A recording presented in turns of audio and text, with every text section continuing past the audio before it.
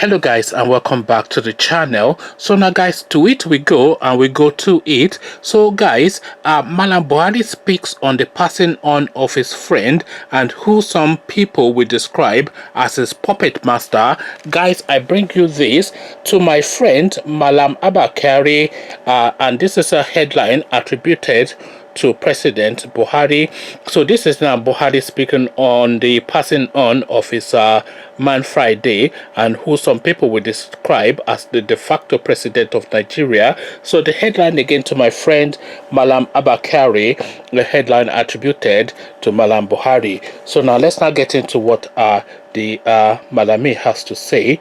Mallam Abba Kyari, who passed on the 17th of April 2020, and that is in dispute, by the way, because Kemi Olunloyo announced this weeks ago, but we go with these dates just for the purposes of this video. So we start again.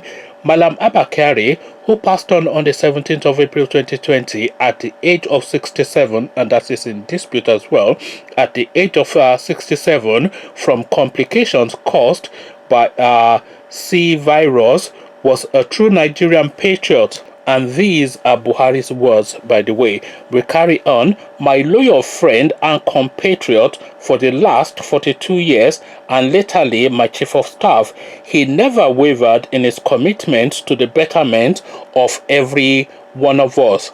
He was only in his 20s when we first met, a diligent student. Soon after, he was blessed with the opportunity to study abroad, first at Warwick and then law at the University of Cambridge. But there was never any question Abba would bring his first-rate skills and newly acquired world-class knowledge back to Nigeria, which he did immediately after graduation. But then, of course, where else is he going to go? Nobody is going to employ him in the international scene, because whether he goes to Cambridge or not, everybody considers them, these Malamis, to be dunces, if there's such a word, so nobody is going to rate him in the international scene, and he cannot compete within the international scene.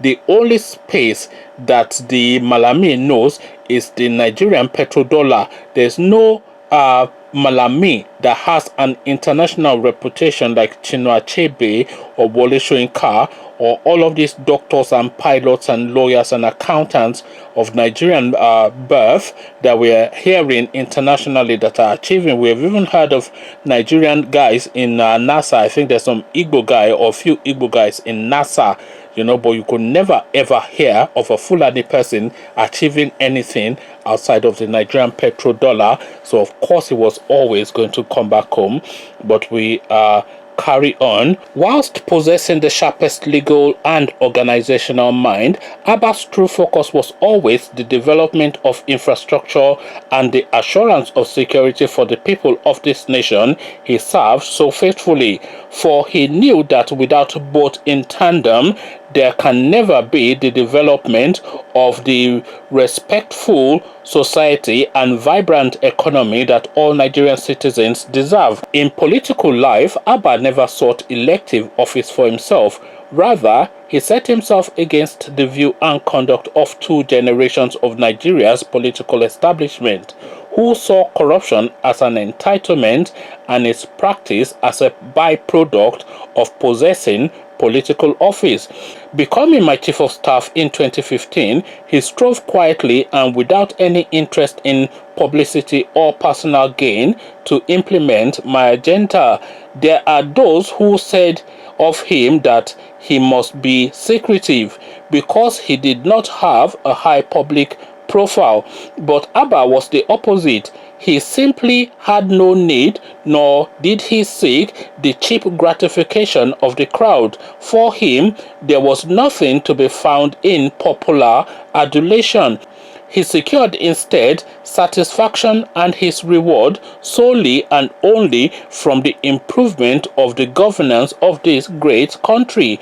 Working without fail 7 days each week and every week, he acted forcefully as a crucial gatekeeper to the presidency, ensuring that no one, whether minister or governor, had access beyond another, and that those representing and serving our country were treated equally. That, of course, is a joke. We all know the Fulanization agenda and the Fulani bias of this Malami regime. Even this palliative thing that they are saying they are putting out is concentrated largely in the north, with tertiary just being thrown in the southern regions to fulfill all righteousness. So a northern bias governance is what they are running, and there's absolutely I'm not even going to say there's absolutely no question about that. I'll just leave it as a categorical statement, because you all, of course, know that. But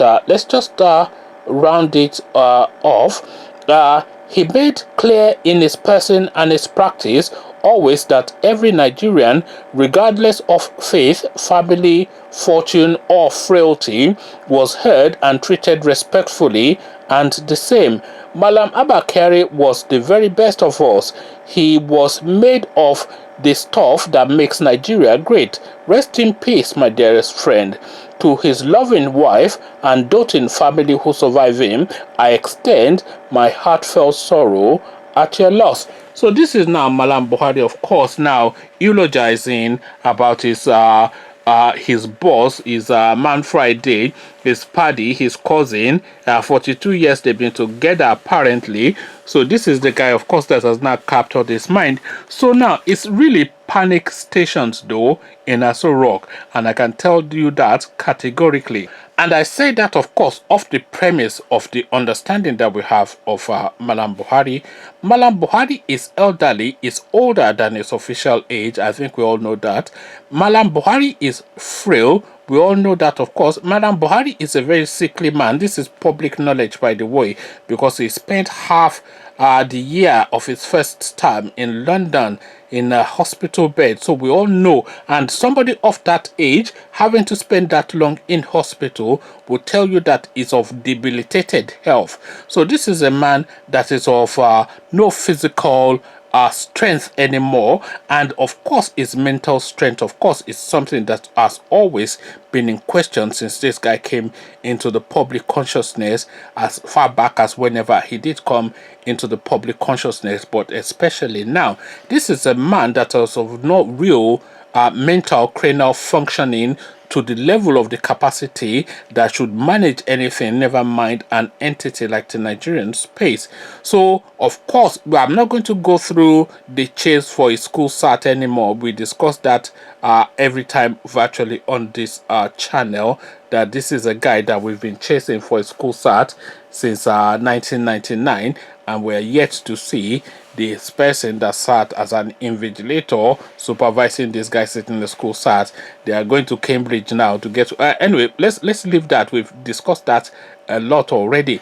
But this is a guy that also of very limited learning, and is and by the way, when you have people of limited education, they are always automatically and by instinct intimidated by people of learning. So you can already tell that he's intimidated by this guy that went to Cambridge. Somebody that has no school cert is sitting in supervision of somebody that went to Cambridge. So even though the person that went to Cambridge will be saying yes sir to him all the days of the year to massage his ego, but you would know by virtue of the relationship and the tensions there that really the person that went to Cambridge knows that is superior intellectually to this person, and the person that has no school cert knows that is inferior intellectually to the person that went to Cambridge. So in effect, the Abba Kyari thing was just to massage this ego of this person, Mallam Buhari, and then manipulate him then to use him just as a puppet to then carry out his will on the Nigerian state. And by the way, it's almost the perfect crime, this Abba Kyari phenomenon, because if you look at it, Abba Kyari, his own parliament, said he was never interested in elective offices, and if he was even interested in elections, it doesn't have enough of a gravitas. It doesn't even have enough to win an election within the Nigerian space. So this is somebody that, has no electoral cachet, but he managed to capture the mind of the Nigerian president, and then he became the president via that route. Conversations in the comment section. Mallam Buhari is eulogizing about his paddy man, but what are your thoughts about Abba Kyari? This is really what I am interested in. Come share thoughts. But before you do that, click on the red subscribe button so it turns gray. Bell button notifies you every time I drop a new video. Then come tell me what you are making of this Abba Kyari narrative in the comment section. So I'll leave you here. Carry this conversation on with you in the comment section. But here I say